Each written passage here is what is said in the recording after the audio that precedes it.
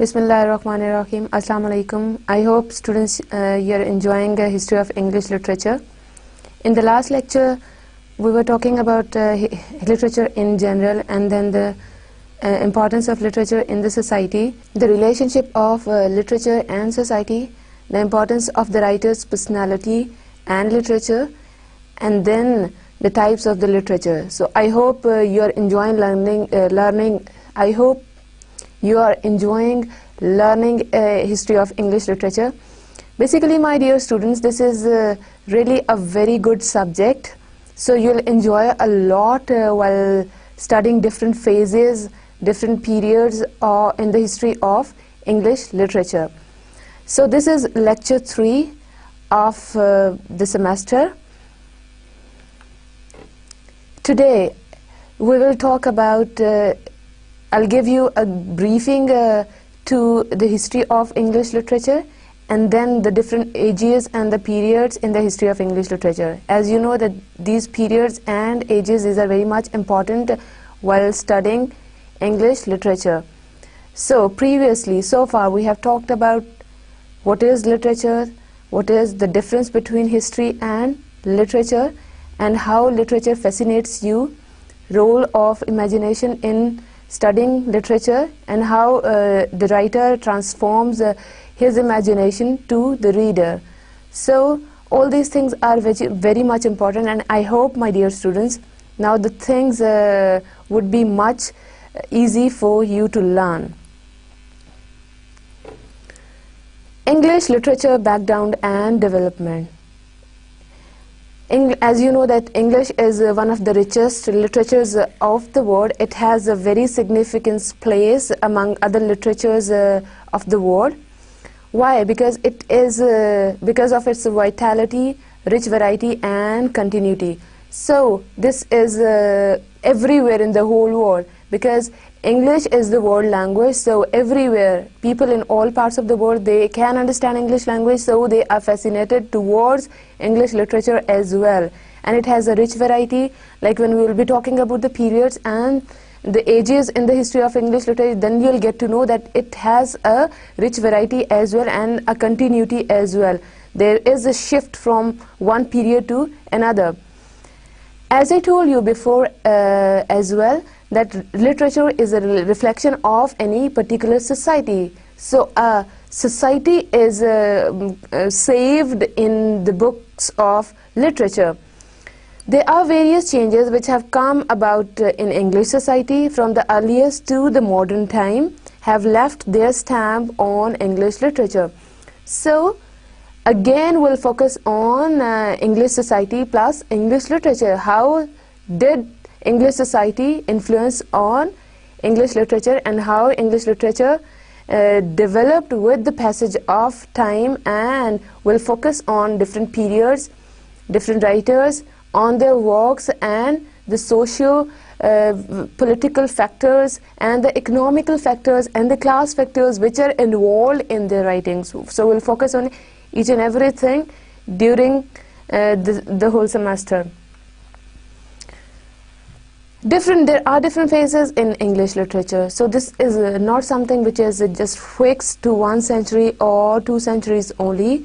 It is a very rich literature, so it is comprised of different phases. There are certain transitions, certain ages in the history of English literature. That is why this is one of the richest culture among other literatures. That is why English literature is one of the richest literatures among other literatures of the world. So these phases, like the different phases which have come in different centuries, these phases are termed ages and periods. So my dear students, you have to keep in mind the concept of ages and periods as well, because we are dealing with the history of English literature. And now you can be confused as well that why there are ages and periods, why there is not only one period throughout the history of English literature. These periods and ages are named after the central literary figures or the important rulers of England. So basically, we have named these ages and periods after the central literary figures, might be, or after any party which ruled over England for a period of time. So we give that name to that particular age or period as well. In history of English literature, we have ages of Chaucer, Shakespeare, Milton, Dryden, Pope, Johnson, Wordsworth, Tennyson, Hardy. On the other hand, we have the Elizabethan age, Jacobean period, the age of Queen Anne, the Victorian age, and the Georgian period. So my dear students, here you'll have to focus on that we have like Chaucer is a poet, Shakespeare is also a poet, and you can see that these are the literary figures. So here we are supporting the previous point here, that we name these phases after the central literary figure. Any poet, any writer who had done any kind of marvelous work in that particular period, so we give that name to very century or to that very period. So these are the central literary figures in that particular period, in their particular period. So Elizabethan age, who was the dominating writer of that page? Obviously Shakespeare. The Jacobean period, we'll talk about different writers and poets in that period as well. And the age of Queen Anne, here you can see the important rulers of England. So we'll talk about political factors which are involved in the history of English literature as well. The Victorian age, this is also one of the ages, and the Georgian period, the age of King George. Some of these phases are named after certain literary movements or the classic, for example, as you can say, the classical age or the romantic age or the modern age as well. So we name them after certain literary movements. So these were the literary movements, for example, postmodern period in the history of English literature, or modern period as well. So after certain literary movements, we give that period that very name. So dear students, here you can see that there are certain factors which are involved in defining a period or an age. The fourth thing which is very much important again is we give a period a particular name after certain historical eras. For example, the medieval period, the Anglo-Saxon period, and the Anglo-Norman period. So here, my dear students, you can see like we give a period name after, you know, central literary.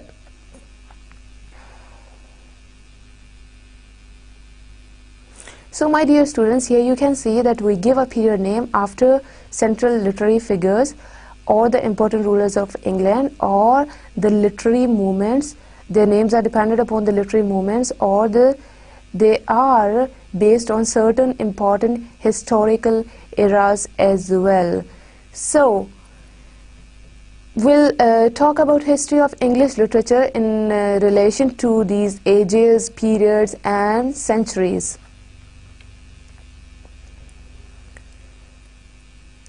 Basically, who gave them the names? The names were given by some historians after the centuries, as the 17th century literature, 18th century literature, 19th century literature and 20th century literature. So here you can see the vitality and the richness of English literature as well, that is, it is comprised of too many centuries. So sometimes we give any particular period the name of the century as well. So in relation to centuries, we'll talk about different writers and different poets as well, and we'll focus on their works. These ages and periods naturally overlap with each other and they are not to be followed strictly. So my dear students, so you don't need to get worried about it that it is very much difficult to memorize which age is this or which century is this. You are not supposed to follow these periods and ages strictly. You just have to keep in mind the concept only. But it is essential to keep them in mind in order to follow the growth of English literature. These ages and periods are very much important when we talk about the history of English literature, because we'll focus on the development and growth of this very literature as well. So the concept must be clear to you. You should know which writers or poets they belong to, which era. So that is the only thing which is important when we talk about ages and periods and centuries in history of English literature. And one more thing which you have to keep in mind, its salient and distinctive characteristics during the various periods of its development. So again, this is again very much important, that the salient characteristics of one period and the differences between one period and the other one. So you just have to keep in mind the basic concepts about periods. So you don't need to get worried, like sometimes these are called ages, sometimes these are called periods and centuries, and they are based upon some, you know, certain historical eras as well. So I can understand that it is a bit difficult for the students to keep in mind each and everything, but basically the purpose of today's lecture is to keep in mind the basic concepts only. Now let's have a critical survey of the background and development of English literature from the earliest times up to the present age. So we'll take a critical survey of all the eras, although that is not possible to cover all the eras in one lecture, because we'll give it a proper time to all ages, to all periods. But today I just want to give you a briefing about a history of English literature. So we won't discuss in detail all the periods and the ages today, but that is just a brief, a kind of a brief survey in order to give you in order to show you the vision of the history of English literature, what exactly that is. The Anglo-Saxon or Old English period, that was the first period in the history of English literature which is known as the Anglo-Saxon. That period was started in 670 and was ended up in 1100. So this is again a very long period in the history of English literature. So I'll tell you the importance of this period in the development and growth of English literature. This period was started with Anglo-Saxon literature and the Angles and Saxons. These were the ancestors of the English race as well, much before they occupied Britain. So basically this is about two tribes, one was Angles and the other one was Saxons. So we'll focus on them, how did they conquer England and what kind of literature they produced during their era. English was the common name and tongue of these tribes. These were the two tribes, Angles and Saxons. Before they occupied Britain, they lived along the coast of Sweden and Denmark. So here you can see that they came in England from Sweden and Denmark. So basically these two tribes, they were from Sweden and Denmark. And the land which occupied was called England. So basically when they occupied Britain, they gave it a name that was England. They ruled over England for a longer period of time. That is why their literature is also very much important. So my dear students, here you have to keep in mind the concept of Anglo plus Saxon, and then you know where they have come from, and the land which they occupied, that was England. These tribes were fearless, adventurous and brave, and during the later years of Roman occupation of Britain, they kept in British coast in terror. So they were very brave and they were very adventurous as well. That is why we can see this bravery and this adventurous that is why we can see their bravery in their literature as well. So they were quite fearless tribes and they were quite brave people. Next period in the history of English literature, the previously that was Anglo-Saxon period, that was started in 670 and ended up in 1100. So right after 1100 there was one more period in the history of English literature that is known as Anglo-Norman period or Middle English. Previously Anglo-Saxon period is known as Old English. So this is Middle English plus Anglo-Norman period. The Normans who were residing in Normandy in France defeated the Anglo-Saxon king at the Battle of Hastings. So here you can see there is a sudden shift from Anglo-Saxon period to Anglo-Norman period as well. So they defeated the Anglo-Saxon king in the Battle of Hastings. So my dear students, you have to keep in mind this thing, that the Normans, they defeated the Anglo-Saxon king in the Battle of Hastings and they conquered England. The Norman conquest inaugurated a distinctly new range in the literary as well as political history of England.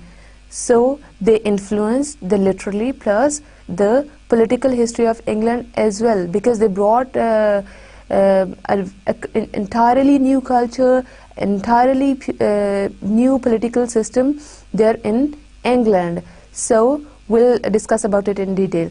The Anglo-Saxon authors were then as suddenly and permanently displaced as the Anglo-Saxon king.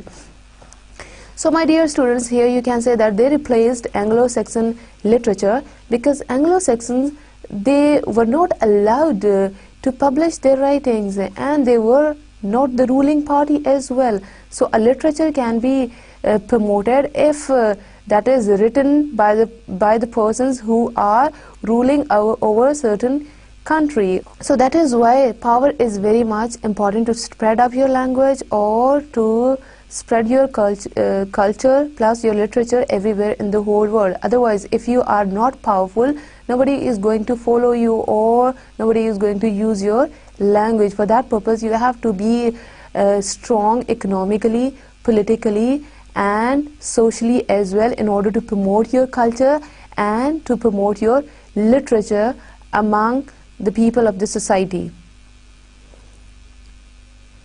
The third period in the history of English literature, that is the Renaissance period, that was started in 1500 and ended in 1600. So this is comprised of a full-fledged century. It is also called the Elizabethan period or the age of Shakespeare. Here students, now you can see I am introducing different terminologies like Renaissance period, that is the name of the very period that was started in 1500. So here you can see this is also called the Elizabethan period and the age of Shakespeare as well. So whenever we talk about Elizabethan period, that is Renaissance period, or the age of Shakespeare, that is again the Renaissance period. The Middle Ages in Europe were followed by the Renaissance. So Renaissance period that came right after the Middle Ages. So this is also a very important period in the history of English literature. Renaissance means, so this is the revival of learning, the revival of learning. So this is the meaning of the Renaissance, and it denotes it in broadest sense the gradual enlightenment of the human mind after the darkness of the Middle Ages. So here, my dear students, you can see that how we are rejecting the concept, the philosophy which was introduced in the Middle Ages. So here we are saying that the darkness of the Middle Ages. So this is a transition from one period to another period. So this is an age of enlightenment, an age of reason. So this is the revival of learning as well. So when we talk about the Renaissance period, so basically our focus would be on Shakespeare and along with other writers as well. So this is the Elizabethan period plus the age of Shakespeare. The next period, or the age in the history of English literature, it was started in 1600 and ended up in 1660.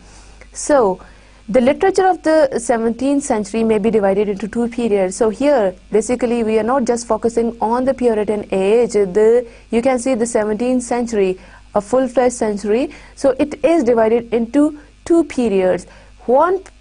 Period number one is the Puritan age or the age of Milton. So whenever somebody asks you that what do you mean by the Puritan age, so you can also say that is the 17th century literature or the age of Milton as well, which is further divided into Jacobean and Caroline periods after the names of the rule James I and Charles I, who ruled from 1603 to 1625 and 1625 to 1649 respectively. So here, my dear students, you can see that we have divided 17th century literature into two phases. One is the Puritan age and the other one is the Restoration period. First of all, we will talk about the Puritan age, that is also known as the age of Milton, and it is further divided, as you can see here as well, it is further divided into Jacobean and Caroline periods as well after the names of the rule James I and Charles I. So James I ruled over England from 1603 to 1625 and Charles I ruled there from 1625 to 1649. So here you can see that the political figures which are very much important in that history, in the history of English literature. So we'll focus on that one as well, because literature is a reflection of the society. So whatever kind of society you have, basically you have, that would be reflected in form of literature, along with other factors like economical factors, social factors and political factors of that particular era. That was all about the Puritan age or the age of Milton. The next half of the century is dedicated to the Restoration period or the age of Dryden, and that was started in 1660 and ended up in 1700. So my dear students, here you can see we are talking about full-fledged whole century literature, that is 17th century literature, and we have divided it into two parts. One is about the Puritan age and the other one is the Restoration period, that is about the age of Dryden. So here you can see that how these ages and periods are interlinked with each other and how we give them different terminologies. Okay, for example, the Puritan age, that is basically the same thing, the age of Milton. The Restoration period, that is the age of Dryden. So that is a full-fledged 17th century literature. So when we talk about the Puritan age in detail, so definitely we'll focus on Milton plus Dryden along with the other writers and poets as well. The Restoration period, this is although a full-fledged period as well, but if we divide the history of English literature according to the century, so it comes in the 17th century literature. So we'll talk about Restoration period in a bit detail now. After the Restoration in 1660, when Charles II came to the throne, there was a complete negation of the Puritan ideals and ways of living. So here you can see within one century, the transition took place, and when Charles II came into power, so how he rejected the Puritan ideas and he introduced a new ideology in his society. So that is known as the Restoration period as well. In English literature, the period from 1667 is called the period of Restoration because the monarchy was restored in England, and Charles II, the son of Charles I, who had been defeated and beheaded, came back to England from his exile in France and became the king. So my dear students, here you can see the revival of the ruling party as well, like Charles II, his father, who was known as Charles I, who was sent on exile in France. He came back from France to England. So there was the restoration of monarchy in the country as well. So here you can see that how they rejected the Puritan ideas and introduced a quite new ideology in their society, which is very much important. 18th century literature. Previously, when we were talking about 17th century literature, two ages are very much important. One, or rather two periods are very much important, the Puritan age and the Restoration period. So here, when we talk about the 18th century literature, that is called the classical age or the Augustan age in literature. Previously, when we were talking about the age of Milton or the Puritan age, so we have given this 18th century literature name, that is the classical age or the Augustan age. The classical age or the Augustan age, so these are the different names of the literature that was there in 18th century. It is also called the age of good sense or the age of reason. So classical age or the Augustan age, that is called the age of good sense and the age of reason as well. Fine. So if you find this kind of question, what do you mean by age of reason? So basically that is about the classical age or the Augustan age. Why that is called the age of reason? We'll study about it in detail. Though Dryden belonged to the 17th century, he is also included in the classical or Augustan age, as during his time the characteristics of his age had manifested themselves and he himself represented them to a great extent. So previously when we were talking about the Restoration period, and the dominating literary figure was Dryden over there, so we sometimes include Dryden in 18th century literature as well. Other great literary figures who dominated the age successfully were Pope and Dr. Johnson, and so the classical age is divided into three distinct periods. So basically the classical age or the Augustan age or the 18th century literature is divided into three periods or three ages. One is the age of Dryden, the other one is the age of Pope and Dr. Johnson. So students, here you can see that along with the history of English literature, we are talking about different poets and writers as well. So you just have to keep in mind the writers who belong to any particular era. The age of Pope. Now we'll discuss about different ages in the 18th century literature. The age of Pope, that was started in 1700 and ended up in 1744. The earlier part, that was the earlier part of the 18th century or the Augustan age, that is called the age of Pope. Though there were a number of other important writers like Addison and Swift, but Pope was the only one who devoted himself completely to literature. That is why we have given this name to 18th century, the early 18th century literature, the age of Pope. So that the dominating literary figure of 18th century literature was Pope. We are talking about the early half of the 18th century. He represented in himself all the main characteristics of his age, and his poetry served as a model to others. So he wrote marvelous books of poetry. So he is the dominating figure as well. So there are no doubt there were too many other good writers like Addison and Swift, but when we say who was the dominating figure of that very particular age, so we can say Pope. The age of Johnson, that was started right after the age of Pope, 1744, and ended in 1784. So here we'll focus on the works of Johnson as well. The later half of the 18th century, which was dominated by Dr. Samuel Johnson, is called the age of Johnson. Johnson died in 1784, and from that time the classical spirit in English literature began to give place to the romantic spirit. So my dear students, here you can see the classical period or the Augustan period or the 18th century literature. After the death of Dr. Samuel Johnson in 1784, so it started giving birth to the Romanticism, the romantic movement in the history of English literature. Previously, the focus was on the classical literature, but here you can see a certain shift from classical literature to the Romantic literature. And officially, you can say the Romantic age started from the year 1798 when William Wordsworth and Coleridge published the famous lyrical ballad. Here you can see that with the publication of the lyrical ballads in 1798, the Romantic age was started, because the Romantic age was started.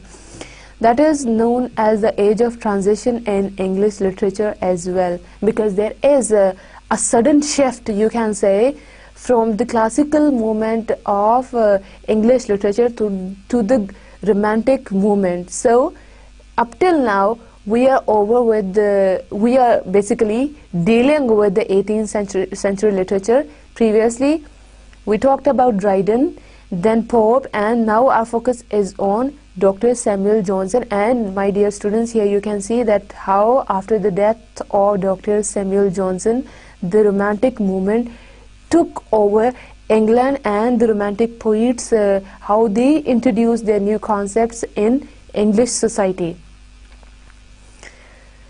Now that was all about the poetry.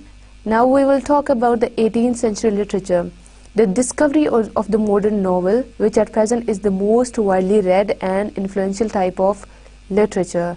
The novel in its elementary form as a work of fiction written in prose was as first established in England by two authors, Bunyan and Defoe, who took advantage of the public interest in autobiography. So at that time you can see the interest of the people, they were very much interested in reading autobiographies. So Bunyan and Defoe, they took the advantage of people's interest and they started writing autobiographies, and the very first time they introduced the concept of novel in the history of English literature, and which is most widely read and influential type of literature even today. People prefer reading novel much as compared to any other genre of English literature. The books of Bunyan, whether they are told in the first person or not, were meant to be autobiographical, and their interest is subjective. So no doubt Bunyan's interest was subjective. So still they were very popular. He produced very popular novels, and because they were based on the autobiographical, maybe they were told in the first person pronoun. Maybe they were told in the first person or not, but there is an element of autobiography present there in his writings, and which gave the subjective opinion as well. The Romantic age. Here you can see, previously we were talking about the classical age in the history of English literature. So now our focus is on the Romantic age. As I told you that there is a sudden shift from classical movement to the Romantic movement in the history of English literature, and that took birth with the publication of the lyrical ballads by Wordsworth and Coleridge. The Romantic age in the history of English literature started in 1798 and was ended up in 1824. This is known as the most fruitful period in the history of English literature. The revolt against the classical school. My dear students, here you can see the revolt against the classical school, which had been started by the writers like Chatterton, Collins, Gray, Burne, Cowper, etc., reached its climax during this period. So that was a period of a high climax for these writers, how they took the revolt against the classical movement, how they went against the classical movement in the history of English literature, and then how they introduced the romantic, you can say romanticism in literature. Wordsworth, Coleridge, Byron, Shelley and Keats belong to this period. So my dear students, here you can see, like here we are talking about the Romantic age or the 18th, you can say, if we talk about, give it a name of the 18th century literature as well, and some of the periods, some of the part of the 19th century as well. So the well-known poets are William Wordsworth, Coleridge, Byron, Shelley and Keats, and they belong to this Romantic age. So whenever somebody asks you who are the Romantic poets, so you just have to give them the name Wordsworth, Coleridge, Byron, Shelley and Keats. So here you can see that learning history of or studying history of English literature, that is very interesting. It's like a story. Different characters are there in form of poets and in form of writers. according to different literary movements, political movements which were going on there and during that particular period. So studying history of English literature, that is just like a story. So my dear students, you have to take it like a story, then it would be very interesting for you. Just come to the point, that is the Romantic Age. While talking about the Romantic Age in detail, our focus would be on William Wordsworth, Coleridge, Byron, Shelley and Keats. Again, I'm telling you. So we'll focus on their works in detail when we talk about the Romantic Age. Now I will introduce 18th century drama to you people. 18th century drama is not considered on its peak during the 18th century. Why? Because there is a gradual deterioration, and during the last quarter of the century, drama was moving towards its lowest ebb. So people, they were not interested in drama as such, because they were moved towards reading novels and poetry, and nobody was interested in going to the theater and watch those traditional dramas only over there when there is a hero and based on, you know, very typical story, like there is a decline from the high place to the lowest, and the very typical story as well. So it depends upon the kind of political movements which were going on over there as well, and the credit goes to the novelists of the 18th century as well, that how they have given birth to a very new concept, that is of novel, in that very particular century. One of the reasons of the decline of drama during the 18th century was the Licensing Act of 1737, One of the reasons of the decline of drama during the 18th century was the Licensing Act of 1737, which curtailed the freedom of expression to dramatists. So, that is why people, they didn't feel like writing drama much, or they didn't feel like producing dramas as such because of this act. The result was that a number of writers like Fielding, who could make their marks as dramatists, left the theatre and turned towards the novel. So here you can see, as I told you before, that the credit goes to the novelists of that very era, that how they replaced novels with dramas because of that act as well. And here, my dear students, you can see that Henry Fielding, who is a great novelist in the history of English literature, he moved towards writing novels, although he could produce best dramas as well. So due to certain restrictions in that very era, so he went towards, you can say, writing novels, and he preferred writing novels as compared to dramas, because due to certain restrictions on dramatists of that period. Poets of the Romantic Age can be classified into three groups. So basically there are three groups of poets in the Romantic Age. The Lake School, consisting of Wordsworth, Coleridge and Southey. So my dear students, here you can see that how we have divided the poets of Romantic Age into three groups. One group is that of the Lake School. One group is that of the Lake School, consisting of William Wordsworth, Coleridge and Southey. The other group is the Scott group, including Campbell and Moore. And the third group comprising Byron, Shelley and Keats. So here basically they all are the Romantic poets, but we have classified them into different groups according to their thoughts, according to their writing pattern and many other things which are involved in writing poetry of that era.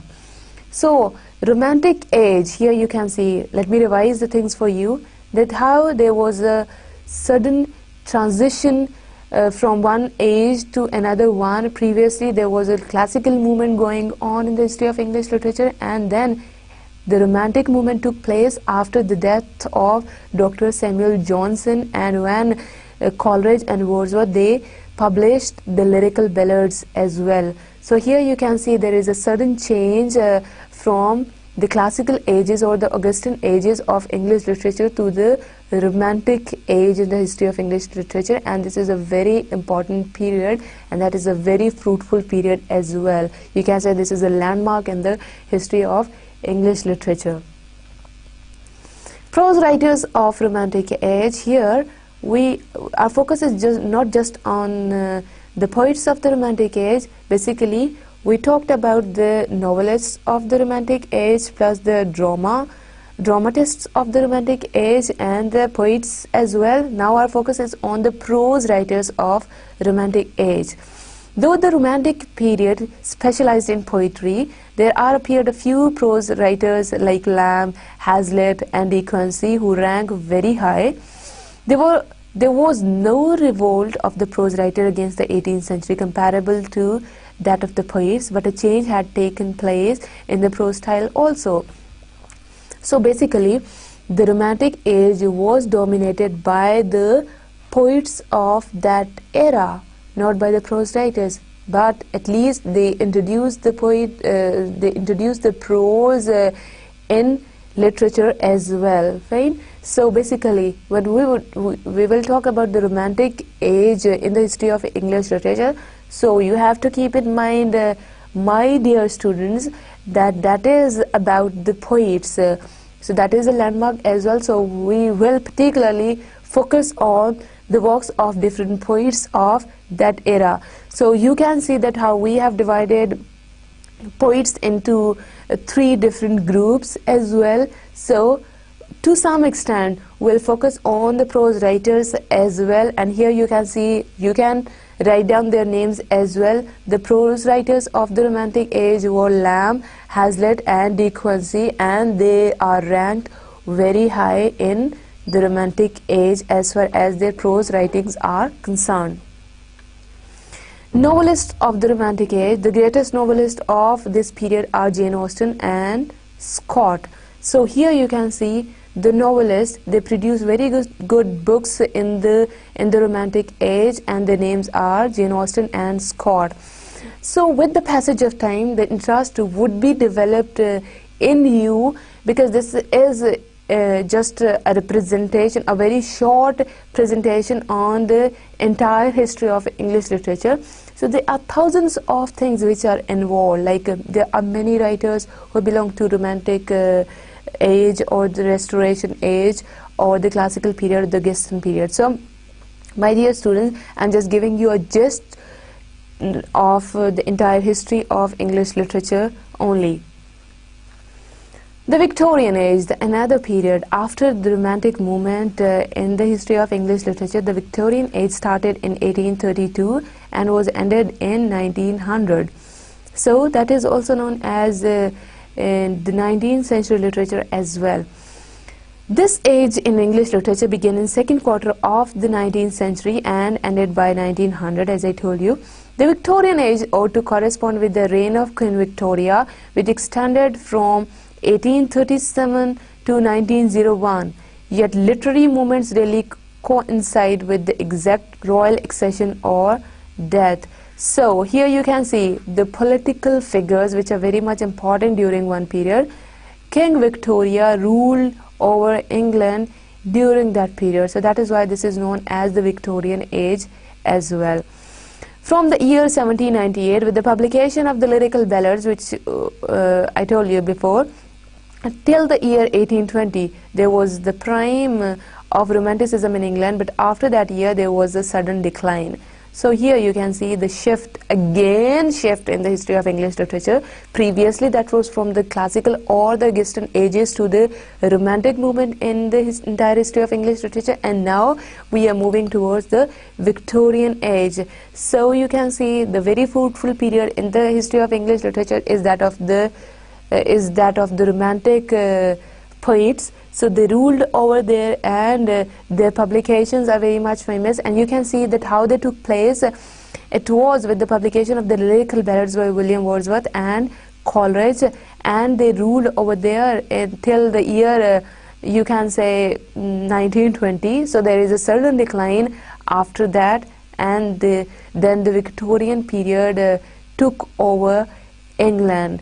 So here, my dear students, you can see the political personalities which are also involved and the political movements which are also involved.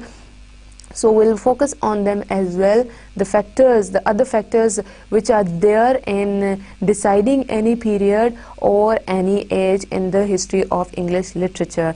So in Victorian age, you just have to keep in mind that it was the reign of Queen Victoria, and that age was started in 1832 and was ended up in 1900. Poets of the early Victorian period. So here we have divided Victorian period into two further, you can say, periods. One is the early Victorian period and the other one is the later Victorian period. So who were the poets in the early Victorian period? The most important poets during that period were Tennyson and Browning, with Arnold occupying a somewhat lower position. So, dear students, who were the poets in the early Victorian period? They were Tennyson and Browning and Arnold.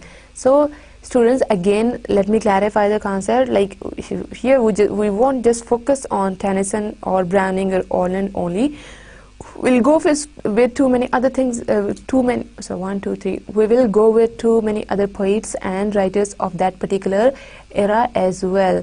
But the dominating figures of that period were Tennyson, Browning and Arnold, with the, somehow you can say, with the lower position of that period.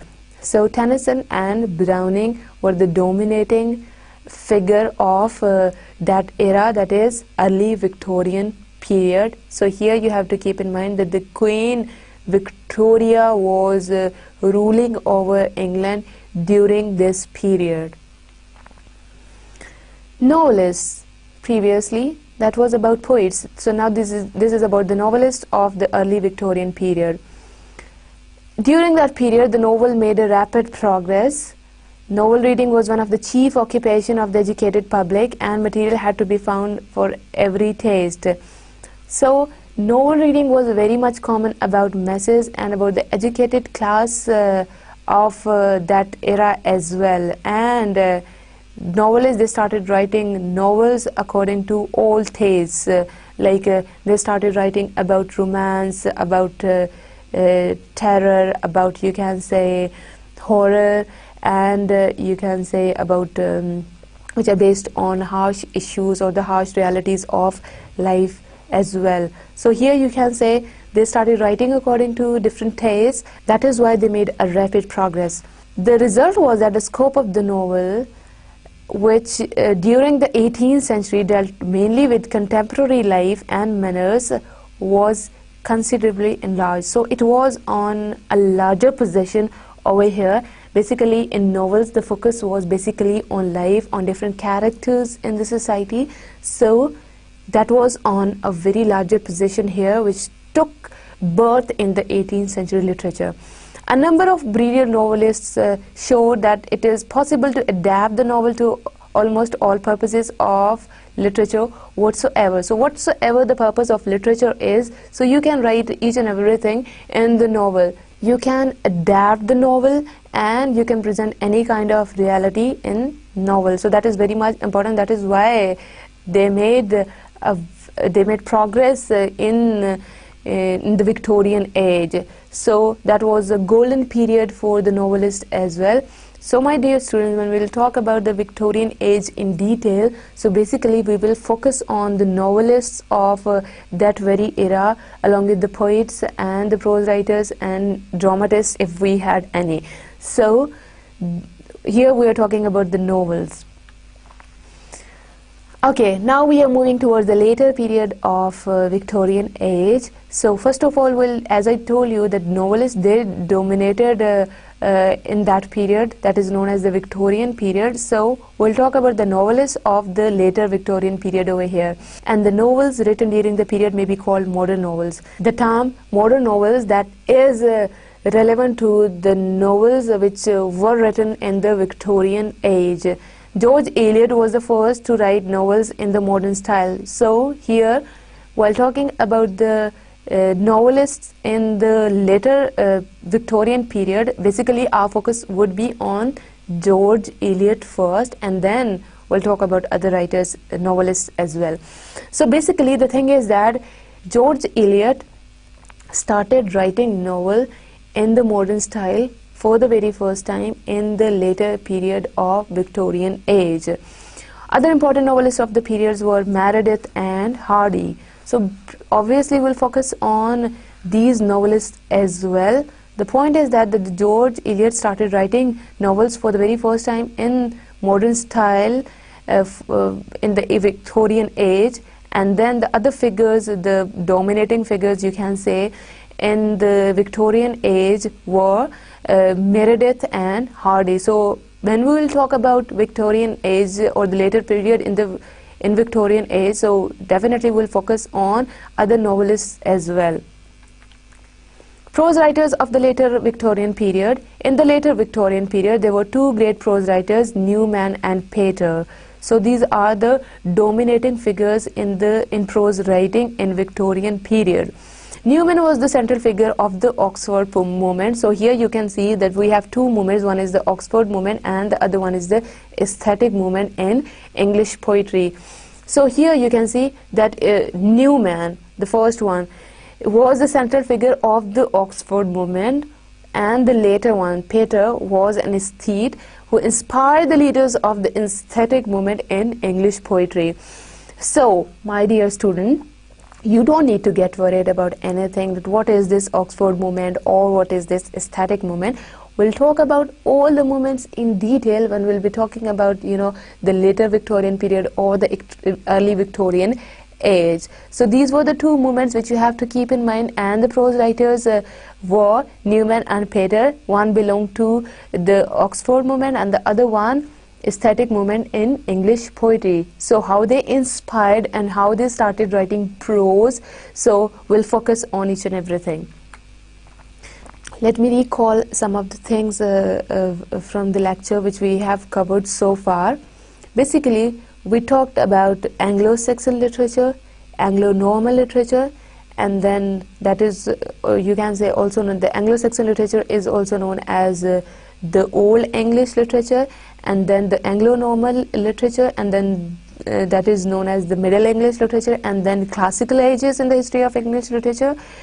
Then you can say the Romantic movements in the history of English literature, and then Renaissance period as well, the Victorian age in the history of English literature. So now we are towards the modern literature that was started in you can say 1900 and ended up in 1961.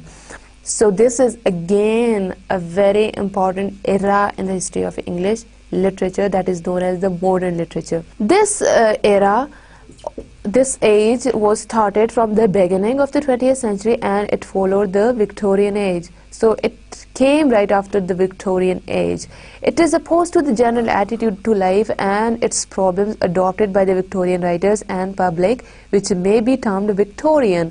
So whenever we talk about Victorian, so that's a typical mentality, people take it in a very traditional and typical way, Victorian writers. So they think that they have a very traditional and a very typical mentality. So modern literature rejected the, you can say, mentality of the Victorian writers or the Victorian poets, and they came up with the very new concept of writing literature.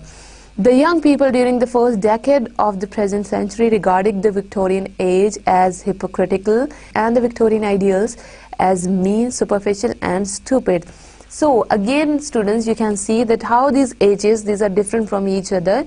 Fine. So in modern literature, the young people of that society, they considered Victorian literature as full of hypocrisy and stupidity and superficial things, and they consider the ideals as very mean and very stupid.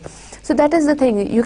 And you can see that how modern literature took its place by rejecting the Victorian mentality here. So that is why this literature is different. That is why we have given them different names like Victorian age or the modern age, and we will see that how modern literature rejected the typical mentality of the Victorian poets and writers. Modern poetry, of which T.S. Eliot is the chief representative. Again, my dear students, you have to keep in mind different writers or the poets of any particular era. So the dominating figure of modern poetry is T.S. Eliot. He is the representative of chief representative of the poetry, has followed entirely a different tradition from the Romantic and Victorian tradition of poetry. So here you can see that why he is a modern poet, because he took a very new approach towards poetry, because he rejected the ideas and the thoughts of the Romantic and Victorian poets. Every age has certain ideas about poetry, especially regarding the essentially poetical subjects, the poetical materials and the poetical moods. So same is the case with this era in the history of English literature. As I told you that they rejected the Victorian concept and the Victorian thoughts and the ideas. So here they came up with an entirely new concept in poetry. So that is basically about new things, about new poetical subjects, about new poetical materials and the poetical moods as well. So here you can see a shift from the Victorian age to the modern age as well, that how they have rejected the concepts of the Victorian poets and they came up with the new you can say tradition, and they introduce, you can say, how they have introduced the new tradition in the history of English literature. Modern drama. After the death of Shakespeare and his contemporaries, drama in England suffered a decline for about 2 centuries. So drama was very much popular in Elizabethan age or in the age of Shakespeare, but drama faced certain decline for 2 centuries after the death of Shakespeare and his contemporaries who used to write during that era, that in the Elizabethan age. Even Congreve in the 17th and Sheridan and Goldsmith in the 18th century could not restore drama to the position it held during the Elizabethan age. So my dear students, you can see in the Romantic age poetry was on the peak, okay, and during the Elizabethan age drama was on the peak. So there are certain phases during which any genre of literature was on the peak. So in literature drama was neglected for about 2 centuries, and here you can see that even different very good dramatists like Sheridan, Goldsmith, they cannot restore drama during the 17th century, and the position which the drama had during the 18th century, that was the very higher position, you know, and those dramas, those plays are still very popular among masses of all ages and everywhere as well. It was revived, however, in the last decade of the 19th century, and then there appear dramatists who have now given it a respectable place in English literature. So this is a revival of the drama in the history of English literature, that is known as the modern drama as well. Fine. This period is also known as the revival of the drama as well, because drama was on its peak during the Elizabethan age, and then it faced a decline for the 2 centuries, and then the credit goes to the dramatists of the modern era in the history of English literature, that how they revived English drama again in the literature. So this is again very much important. The modern novel. This is the most important and popular literary medium in the modern times. So still, even today, drama is very much even today novel is very much famous. Even today novel is very much popular among people of all societies. So it is the only literary form which can compete for popularity with the film and the radio, and it is in this form that a great deal of distinguished work is being produced. So dear students, here the concept is that how novel can compete with the film, with the television and with the radio. So again, you know, the tradition is still same even today, that people, they prefer reading novel as compared to reading any kind of poetry or drama. The writers have set a tradition during the modern period in the history of English literature of producing best novels of English. Poetry, which had many centuries held the supreme place in the realm of literature, had lost that possession. So here you can see, my dear students, again, as I told you before, that in Romantic period poetry was on the top, in the Victorian period novel was on the top, and in the modern period, here you can see the novel is again on the top. Okay, so here you can see that novel is again on the top. So poetry lost its position to some extent. Why? Because of the new trends in the literature. Its appeal to the general public is not negligible, and it had been obviously superseded by fiction. So here you can see that this is something which everyone can read, and that is written in a very direct language as well, and there are certain characters, and that is based on the story, so everybody can understand a novel. So that is why it took poetry's place here in the modern period of the literature. Postmodern literature, that is very much important, and this is right after the modern literature. So first of all, the thing which I want you to understand from the word postmodernism is that what is basically the concept behind it. Until the 1920s, the term modern used to mean new or contemporary, but thereafter it came to be used for a particular period, the one between the two world wars, that is 1914 to 1945. So here you can see previously modern was used to mean new and contemporary ideas, or you can say literature as well.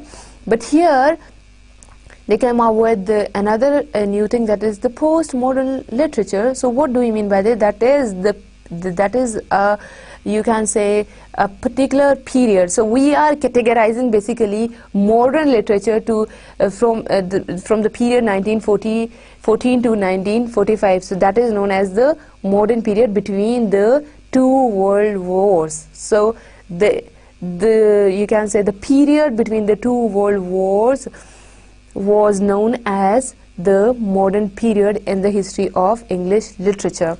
Then came up 1, 2, 3, 4, 5. Then came up after about half a century the magic term postmodernism, meaning the period after the modern. So that is, post means after. So the period after the you can say the two world wars, that is known as the postmodern. So they came up with the absolute new things regarding literature.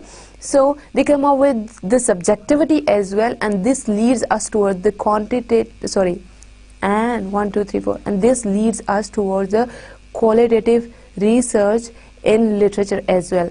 They rejected objectivity. Postmodern you can say theories, they rejected objectivity, and they rejected the scientific things in the society, and they think that everything that whatsoever is there, the subjective element is present. So there is a shift from the modern thought to the postmodern thoughts, and that is why this is known as the postmodern literature, that is right after the modern literature. Postmodern drama, the new theatre. Drama of the post-war period shares the dominant spirit of the age we have witnessed in novel and poetry from the 1950s onwards. So postmodern drama took its place in this era, and the writers, they produced very good dramas during this period, and they took the place of the poetry and novel during the postmodern period. Okay.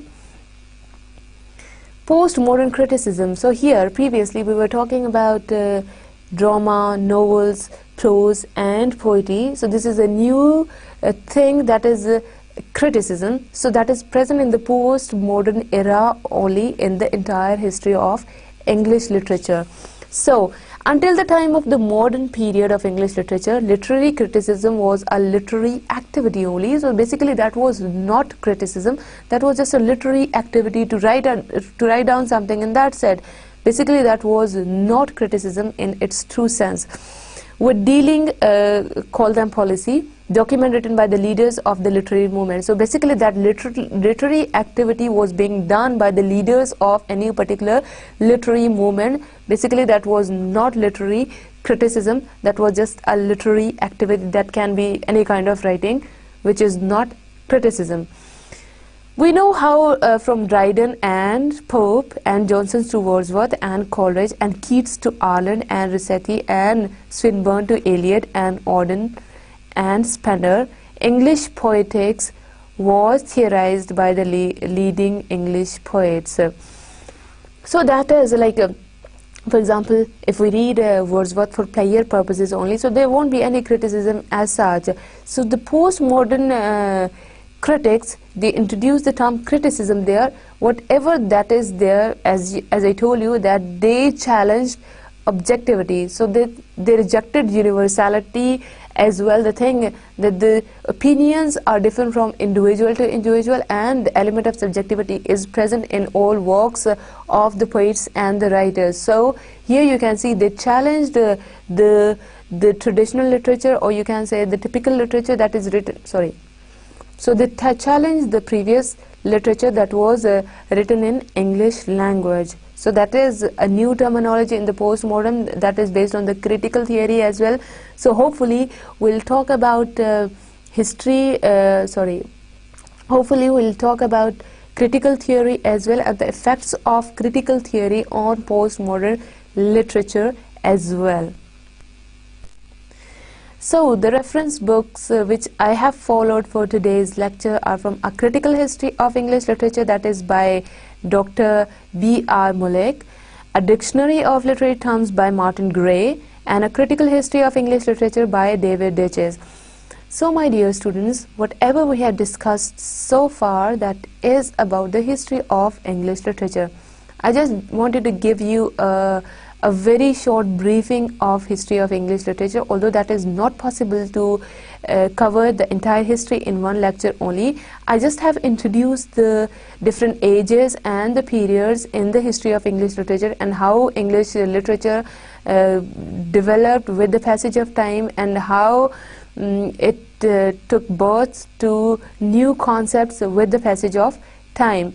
I just want to revise this lecture for you today, because this is the very first time I have introduced history of English literature to you people. So here we took a start with the what do we mean by age or period, and how do we classify different ages and periods according to what? That was a very complicated question, and I can understand your situation, that how confused you would be while doing with the ages and the periods. So again I'm telling you that you don't need to follow any age or period or any century strictly, just have to clarify the concept in your mind, that who are the most dominating figures of that very era, and how these social, political and economical plus the class differences affect the English literature, that these things are very much important. So we took a start with the Anglo-Saxon literature. So basically that Anglo-Saxon literature has a very long history in the entire history of English literature. So that was started when Anglo and Saxon, these are the names of the two tribes, they conquered England and they ruled over there for many years. Fine. So we can find out the reflection of their thoughts and their, you can say, mentality in the literature of that time. And they were very brave people, they were very adventurous as well. So that is shown through their literature, and that is also known as Old English period. Okay. Then we move towards Anglo-Norman period, and when the people of Normandy, definitely they were known as Normans, they took the charge and they defeated Anglo-Saxons in the Battle of Hastings in 1066 and how they took over England, and then there was Renaissance period, the age of revival, or you can say the age of reason as well, right?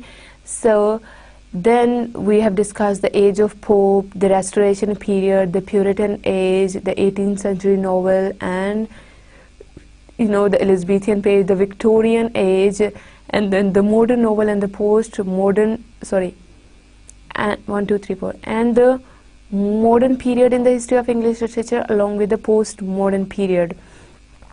So again, I'm telling you, my dear students, that you don't need to follow strictly all the ages and the periods in the history of English literature. The thing which you have noticed, the thing which you have to notice is that you just know how English language developed with the passage of time, and what were the elements which are there, and what were the typical thoughts of any particular age or any particular period. That's your business, and you don't need to remember all the dates and everything. So that is why at the start of the lecture I told you that you have to take things in a very casual way, in a very informal way, like take it as a story, that English language, history of English literature is 1, 2, 3. That history of English literature is just like a story, that how different people, they conquered different parts of England and they ruled over there, and what kind of products they produced, and what were the typical mentality or typical mentalities or the thoughts of that very particular era, and how they rejected the previous age. For example, as we have seen in the modern era, that they used to say this Victorian age as the age of stupidity and the age of hypocrisy, right? So they were later on rejected by the modern period, that was rejected. The modern thoughts were later on rejected by the post-modern era. So here you can see different transitions in the phases in the development of. So here, my dear students, you can say the different transitions in the entire history of English literature, that how it got birth in England, and then the development and then the growth of English literature. So far I guess you have enjoyed today's lecture, and basically that was just the gist of different eras. So in the following lectures, in the next lectures, we will be talking about for example, the Anglo-Saxon literature in detail, what kind of books they have written, and about the transcript as well of that age, and the typical thoughts of that age, and how social, economical and political factors were involved there in producing the literature. So these things are very much important when we study literature, so we have to keep in mind. So this literature is not just only to read out anything for pleasure purposes, and to read out any novel or any poem. It's not like that. We have to keep in mind that how certain factors from the society, they influence writing the so how certain factors in society, they influence the writing of any work. So my dear students, so far we have studied a gist of all the ages. So the reference books or the course books which you have to consult for the details of today's lecture are these 3 books, and these books are easily available in the market. So you have to focus on these 3 books only, and if I find any other good book, so I'll definitely recommend you that book as well. So my dear students, again I'm telling you that today's lecture was just a gist of the history of English literature, the different phases and the different ages, and we just discussed in a nutshell about the typical thoughts of any particular age. So in the next lectures we'll talk about every age in detail. So hope you had a very good time with me, and again I'm telling you that history is not at all a boring subject, the kind of usually people take it boring, but for me and for you If you start studying it like a story, so it would be very interesting for you and you'll understand the things in a better way. So hope you had good time with me, and I also enjoyed delivering today's lecture because of my interest in history of English literature. So inshallah, see you tomorrow again with the new topic relevant to history of English literature. Thank you so much.